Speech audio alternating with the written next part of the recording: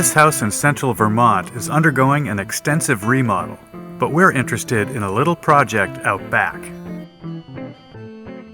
Filling in a garage door opening with framing and an energy-efficient exterior door.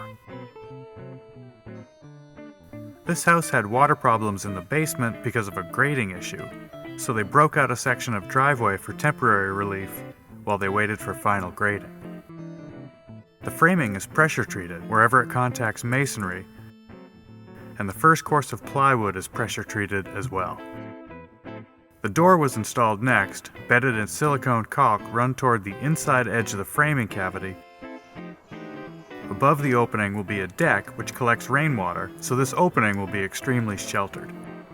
The corners are backed out with pressure-treated framing lumber, and trim will be installed for the fly ash siding to butt into. You can see the closed cell spray foam that insulates and waterproofs the wall framing squeezing between the plywood sheets. And you can also see that the door is sealed to the framing on the inside with low expansion canned foam.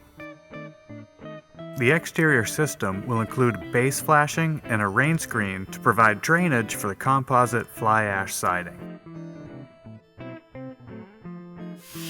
In the next segment, we'll blow away the dust, squeeze out some sealant, and get that base flashing in place.